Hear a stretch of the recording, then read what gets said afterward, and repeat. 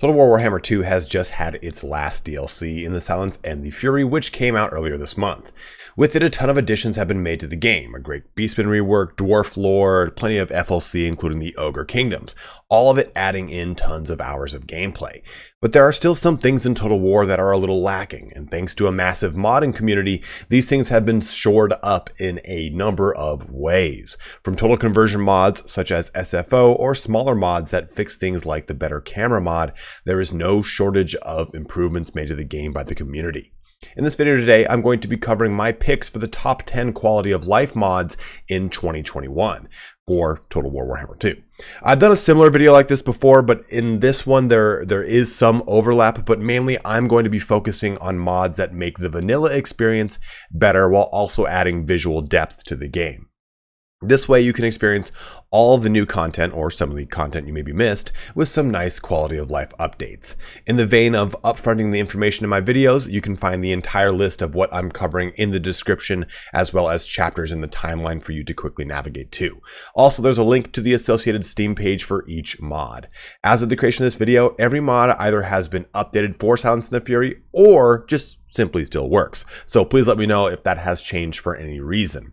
Before we get started though, please don't forget to like, comment, and or subscribe. I know that gets annoying to hear, but I can't stress enough how much it helps any content creator you watch. Currently, 74% of my viewers are not subscribed to the channel, and that's a huge margin. I'm trying to close that gap by the year's end, so help me defeat YouTube's dreaded algorithm. But let's get started on my top 10 quality of life mods in 2021. Okay, so our first mod to go into is saved camera settings. You can already see one of the other mods that's in play right now, just on the campaign map. But one of the most frustrating things about starting a brand new campaign is going through this situation. You jump to the camera settings, you go to allied, enemy, and neutral factions, and you have to do this. You gotta go off, you gotta go animation speed fastest, and you gotta do this every time. Well, with the save camera settings mod, all you need to do is do this once, then you press save user camera settings as default, and every time you start a new campaign, that automatically is the default. So for instance, right now, if I click over to enemy factions, you can see it says medium, normal, and normal. Well, I'm gonna go ahead and press this, load user camera settings, and everything that I would normally have it set to, where I kind of want to see the enemy lords moving around the map a little bit more, or neutral factions, I don't want to see that, it automatically recalls it. This is a huge quality of life bump, especially if you're going through a lot of different campaigns, trying to get a sense for which campaign makes the most sense for you. I strongly recommend save camera settings. Our second mod is another little lightweight one. This one is called Building Progression Icons 2. And simply what it does is it adds an actual progression to all of your building icons. So rather than them being the same looking building, they actually progress as they go through the tiers. And as you can see here from Eatane, the level 1 barracks is just a militia camp. It just looks like this. But as it progresses up, it actually looks like a very cool war hall. It gets the same symbol that the Lothern Sea Guard do. It has a nice progression to it. So even as you look at your city expanding and growing on the actual map, you can see that the progression of the icons is going to fall in suit. So taking a look here at the plaza, all the way up here to the amphitheater, it has a lot more going for it. Same thing here with the homestead, all the way up to the estate. These are just simple little icons, but it does add a lot of fun character to the game and makes it a little bit more dynamic when you are looking from each individual settlement and region in your empire. It kind of helps to give you at least a really quick visual context clue rather than seeing the 1, 2, and 3 in the lower left corner. So a very nice lightweight mod for your playthrough. Another lightweight mod that I'm going to show you is called Decline Diplomacy. So as your character or as your campaign grows, you'll be dealing with more and more diplomatic interactions at every end turn. So I'm going to go ahead and press end turn here. And there's this new button right here. I can simply click that, and anytime anyone offers me any diplomacy, it'll automatically go through the pattern of declining it. I don't have to do this. So if I want to walk away from my computer in the middle of an end turn, I can simply press that button and it will simply just skip through all of it, and I can come back to my computer having completed that end turn. A very lightweight mod, but one that is a very huge quality of life increase. The This next one's going to be a little hard to exemplify on the map, but the home region movement mod is very nice, especially as you're trying to traverse a particularly large empire. What it does is it gives you a 10% movement buff when you're moving through any of the lands that you own. So taking a look at Tyrion here, I can move from this location of Eataine all the way over to here, or Lothar, I suppose, and it only cost me about 49% of my movement. If I were in vanilla, that would cost me a little bit less, again, roughly 10%, or I'm sorry, a little bit more, roughly 10% more. And as I progress out here, I'm going to be using far more of my movement because I'm no longer in my own friendly territory. While this does seem like a very minor improvement and one that you really wouldn't think you'd need, as you try to traverse a very large empire, which you will grow in your playthrough of Total War Warhammer 2, you're going to find that the home region movement mod is very simple, but a very nice little buff to increasing your character's mobility across your empire. This next mod is part of a trio of mods, all created by the same author. But you'll notice as this video has progressed, we have gone from nighttime to an early morning. The campaign day and night mod is really nice. As I kind of scroll back here, you can also see that it does a lot of nice little lighting changes to the game itself. It makes the map look very sharp and very clean.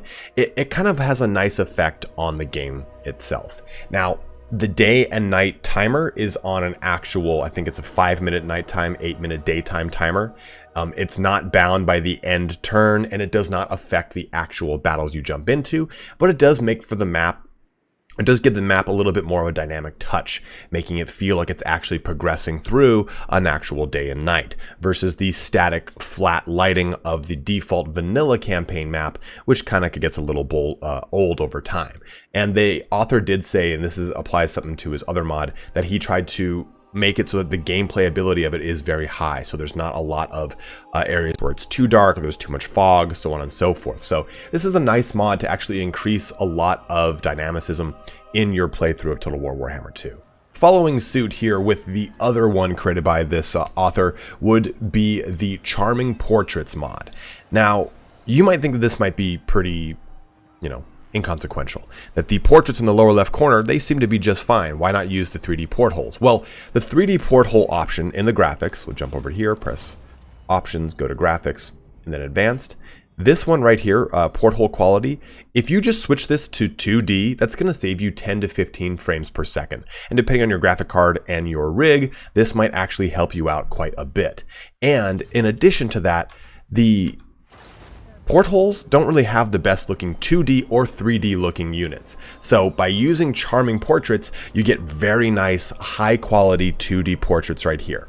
Now this mod is split in two. One applies solely to the lords and heroes. The other one, so we're going to separate this guy out. You can see he's got a different looking portrait. The other one would apply to the units, which you can only see, of course, in the battle map, but still, it makes for nice unit portholes that aren't completely washed out of color and devoid of light. It's really weird how a lot of them look. This cleans them up, makes them look a lot sharper, and it applies to every single faction in the game. And if you have not yet turned off porthole quality and made it 2D, give it a shot. I think you'll be surprised at how much FPS gain you'll get from it. Going further into the last mod of this trio is the Ultimate Lighting and Random Weather mod. Now, this will add it to any of the battle maps that you jump into in Mortal Empires. You don't know if it's going to be night, if it's going to be day. The weather will apply kind of like to the area you're within. You're not going to get snow in the middle of Araby, just the same as you're not going to have an arid desert landscape in the middle of Norska.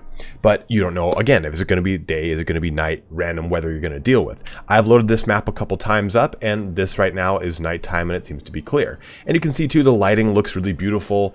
Overall, it makes every single battle you're going to jump into on the campaign map a lot more enjoyable. And just to kind of reinforce those unit portraits, you can see here are some of the units, and they're different 2D unit portraits. But let's go ahead and load this map up one more time to show you a different version of what it might look like, because it is a random setting for every single battle you jump into. And just again, jumping in here with a nice daytime map, you can see it looks a lot different, clearly because it's day and not night, but a lot of different variations as you play through the many different battles you will have in your campaign of Total War Warhammer 2.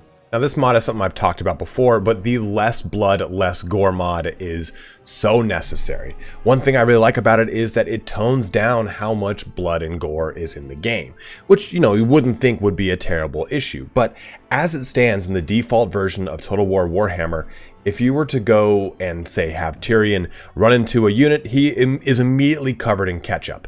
You can see now that he's having a good tussle. He's having a fight. These Dark Elves as well are getting walloped, and he's got some blood on him. You know, it's just not over the top, which is what I really like about this mod. It makes it obvious that these guys are engaging in combat. They are clearly getting blood on themselves, but they're not just completely caked in gore to the point where it's just their eyes that are the only thing visible outside of just the complete crimson that covers their armor. So again, a very lightweight mod, but one that really makes battles a little bit less of a homogeneous crimson color by the end of them, and one I really, really enjoy.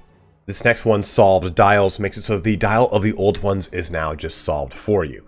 Now, it does kind of take some of the fun out of obviously solving this, but whenever you would take it, put it into Photoshop and rotate the center portion as you see, it would never properly line up. So even if you were rotating it, you'd still kind of have to guess one or two of the items. But this one I can see this time around, okay, this red line, and this red line, they all connect properly versus some of the other ones do not. So I really like this mod because it takes a lot of the guesswork out of the dial of the old ones. Previously to this mod, I'd have to take a screenshot, go into Photoshop, rotate the center, and get it to somewhat line up as best I could. This no longer means you have to do that. It's just all done for you, and you can just take the guesswork out of the dial of the old ones puzzle. Coming in at number 1 on our list is Dryrain's Reskin mod. And this one is an old one and it's been around for a long time, but I honestly think it adds so much to the game as far as character from every single unit you take a look at. And we're going to go through a couple of them real quick here. I've started a custom battle where you can see some Empire, some Dwarfs, some Dark Elves, some High Elves. And it's not even a huge rework that adds a whole ton of layers to everything, but it's just enough to make it so that every single unit has just a lot more character to it. I mean, the Executioners are maybe not the best example here, and maybe not even so with the Black Guard, but still, when you look at other units across the other militaries of the world, you just get so much more nuance from every single one of them. Like even just taking a look at these Empire swordsmen, there's a different heraldry from each and every one of them. There is so much that blends into this mod that makes everything really come to life. Like if you were to play the Vampire Counts and play as Mousillon, then all of the units of Mousillon would look more like Bretonnians rather than just simply Vampire Counts. So there is such a nice little bit of, I guess, you know, granularity that makes all the units kind of come to life in a big way, makes them all look just a little bit better, a little bit sharper, a little bit nicer. And it's such a subtle thing that once you actually jump into, you know, the up close and personal level of combat, you really start to see all of it shine.